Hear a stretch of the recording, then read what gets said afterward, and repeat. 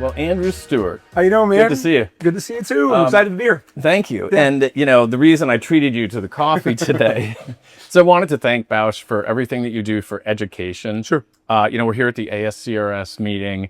It was apparent to me a number of years ago during the pandemic, things changed a lot, how much the leadership between our organizations and companies that are leaders in the space, like Bausch, really does for all of us, and how we really couldn't exist, I think, and neither of us could exist without the other, right? Yeah. So I want to thank you for all the things you do. And then I thought I would just ask you, what is Bausch up to these days? And, how are things going? And seems exciting from my perspective, but how's it going? Well, first, to just chill and have a coffee with you and be with Nate Radcliffe, just even that, it's super cool, right? So, we've got lots of things headed our way for ASCRS, both of us, so many dinners, so many visits, so many things that we'll do over the next few days. But honestly, after Sightline today, which was great, but just to come here with you and chill and have a coffee was something I was really looking forward to, and really thankful to my team to set this up and for you to do this with me. So I'm really, really excited for it. Well, it's great. And we had fun at an innovation symposium ourselves up on the stage there a few years ago. So lots of things going on. And I can imagine, just tell me what's been happening in the past few years. Has it been, you feel like you're in accelerated mode or what's the...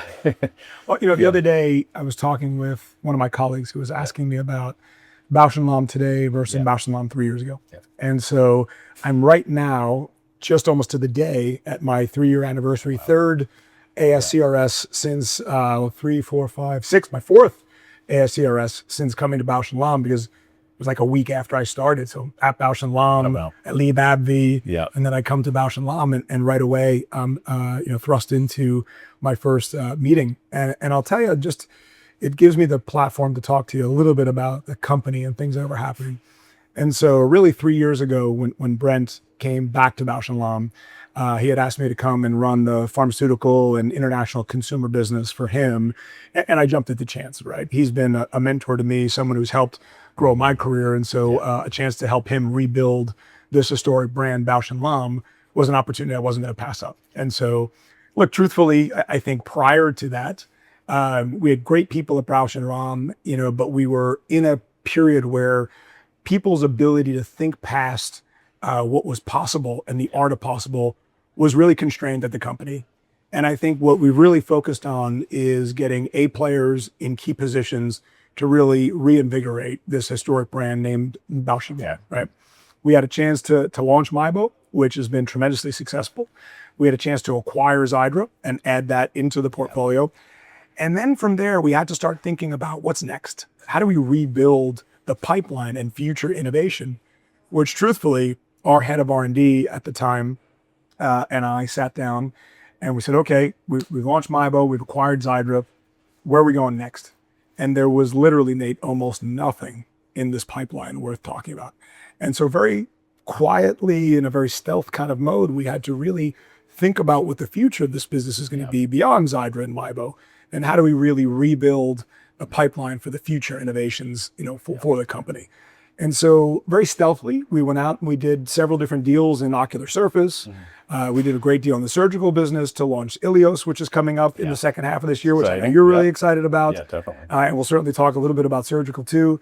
But really what we'll see now in these next 3 years and even these next 18 months at Bausch & Lomb is really going to be exciting as we begin to really have some of the fruits of this new pipeline start to bear, right? And so that's what I'm really most excited about right now.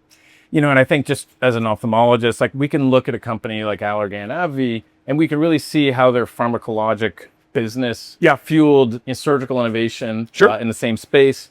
I can only imagine with the success of Xiidra and MIEBO and Vyzulta, how those, I know that, Brent is one to reinvest and grow and, sort of accelerate forward. Make moves would be sort of the way what I see. When I talk to reps who are talking to me about, hey, should I take this position at Bausch? It's the leadership and the vision because they need, if they're looking at a job, they want to know what's 10 years, what's a career ahead of them, not how well is this product going to do over this product's lifespan. Right. And Bausch to me right now is just growth opportunity for them in their careers. because there's going to be reinvestment and then future options, and that's how people move up. 100%. When they're and reps are like my friends that I see every day. When they're happy, I'm happy, and when these products do well, I think our patients benefit. The doctors benefit because we have more options. We look better to our patients because we have solutions. And so I've been, thrilled, particularly with MIEBO and Xiidra, as I've sort of recognized that my role as a glaucoma doctor isn't just to stay in glaucoma, but to take care of the whole ocular patient surface and make sure tear film stability is good. And how do you see the company different over the last 3 years?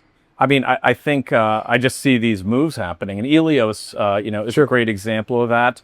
This is a company with a technology that I think came a little ahead of its time on some level. It was, this laser trabeculostomy, and no one really knew what to do with it or knew its value. I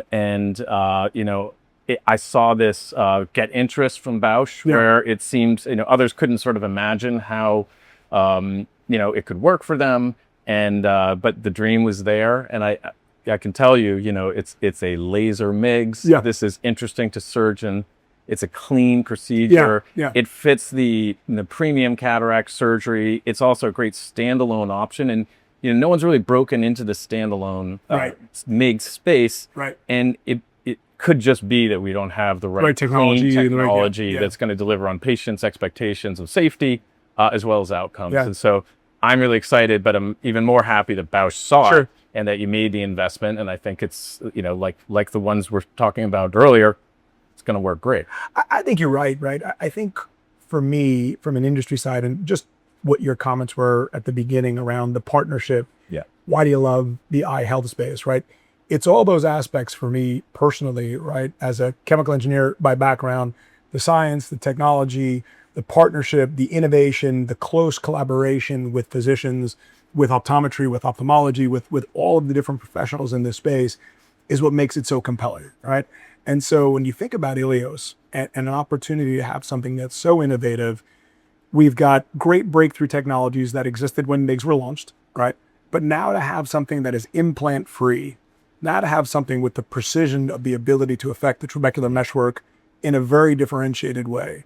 The clinical outcomes that seem to be following, from that and the data that we've generated publicly and shared so far, I can't wait to see this, in practice. And there's such a pent-up demand, with the number of physicians that, Frank Shields and his team and all those that came before did such a good job of preparing physicians for this. And I think the marriage of this at launch is going to be really awesome. I think it's really exciting. I think your surgical training, it was available in Panama, was an exceptional experience. A lot of what I do now is talk about the psychology of doctors working with their glaucoma patients.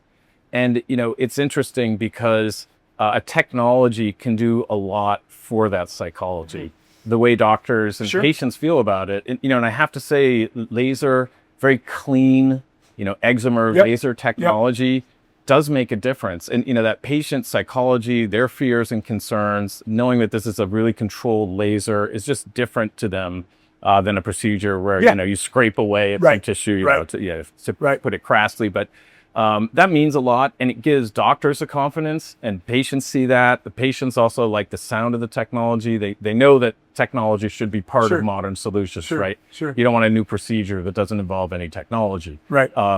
And so, I think it's the right time because doctors kind of need that helpful push to get into this, what we're calling the interventional mindset. I think that's right. It's the elegant simplicity of this, right? And so to your point, I think both the patient and the number of physicians who are sitting on the sideline with traditional MIGS approaches, this is maybe that entry point where they're going to come into the funnel. And what do we think about from a commercial execution standpoint? You look at this technology in the past and you say, okay, what's the limitation that's kept certain glaucoma specialists or cataract refractive surgeons on the sideline with using this? It's implant-free. It's fast and easy. Its ability to training and get experience really, really quickly. So you think about those things and you say, as a commercial leader, you say, well, that means that we've got a chance here to be disruptive, right? And I think we really do. And so tell me, does like the surgical and the pharma side of Bausch compete with each other? Do they lift each other up? Yeah. You know, how does that work? I think we lift each other up, right? Yeah. And truthfully, our pharmaceutical business has been the first kind of beachhead of reestablishing the company and making it stronger, right? Yeah. So it's a really fast, high growth, great pipeline, a lot of innovation that's happening. But if I think about Bausch & Lomb across really all of our business verticals, we've done a really good job at trying to be very strategic, very targeted, and very focused on the innovation that we're bringing forward. And so certainly pharma was somewhat first in a big investment with Xiidra and the launch of MIEBO. Now when we think about surgical and Ileos, when we think about our pack strategy, when we think about the launch of Envy and the success that that's had so far, within our consumer business, I think that if I went back in the coffee shop and I started asking people about Lumify, I'm sure there would be plenty of people that would be, certainly, happy customers associated with it, right? So, I mean, I won't comment on whether I have any Lumify for in my eyes at all, but our coffee shoot, right? So, your IOLs, I've been hearing, already. I'm just less than 24 hours into the meeting here, but I've many mentions, the collegial discussions we have, and I think you're doing well there. It seems these are my points. Look, and I think again, brands focus on talent. Trying to reinvigorate, the team that we have. One of the other hallmarks, I think, really of Bausch & Lomb, and if you're an eye care company, you have to be customer focused. It's the lifeblood of how you run this business, and it's the way you show up in the community. It's being at SightLive. It's being at ASCRS. It's not only that, it's the regional meetings, it's the connectivity, and that's what really gets the company invigorated and gets the company moving. Yep, and when when the doctors see that they have someone who's going to support them in multiple endeavors of their practice, right? In the operating room, treating their glaucoma patients, whether it's pharmacologically with Vyzulta or with this Ileos, and then other dry eye therapies that are going to boost their cataract outcomes, and you start to see shape of a company that's dedicated to ophthalmology, right? Doesn't just have like one great thing and they're just going to run with it. They're reinvesting, they're growing strategically and on multiple fronts. And, it just paints a really nice picture. And it paints a picture of a company that's going to be there to support us in education, CME, these meetings. A lot of doctors don't realize that when a big society like the Academy, ASCRS, go to Washington, we're here in Washington, D.C., and lobby because there's going to be a threat to the cataract reimbursement.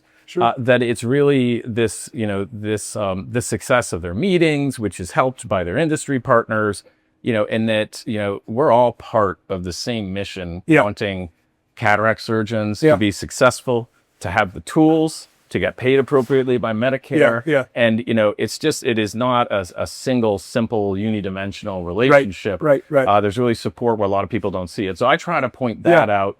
When I'm speaking to groups of doctors and we're talking about industry and just trying to open their perspective, I don't know if you've ever been to the Twitter website, but, there are plenty of people out there who want to vilify, and if you have severe dry eye right now, I mean, who's your favorite company for a patient? It's not the person who told you to do warm compresses, right?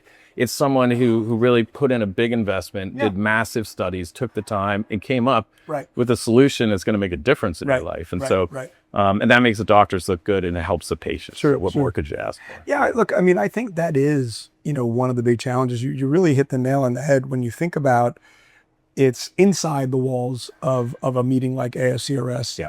You see the effort, the investment, the challenges, the collaboration, and that framework of why it's been successful for, 75 years now or something like that? Like with that last year, I think it was 75 years of ASCRS. 50, and so, it might have been 50. Oh, was it 50? Yeah. Sorry. I mean, maybe 75 years is the average. The average ASC is precedent. Yeah, that's right. Right. Yeah. But I think when you get outside of the walls of a Congress like this, it's the external piece that doesn't always necessarily understand what it takes in order to be successful, right? And so those are challenges that we need to think about, how we can continue to partner and continue to think about how to provide education in that space, right? So that in this town in particular, that people understand that. Well, listen, it was great catching up. Thank you for letting me buy you a cup of coffee. Awesome. Yeah. Okay, and I'll be seeing you tomorrow. All right. All right. See you all.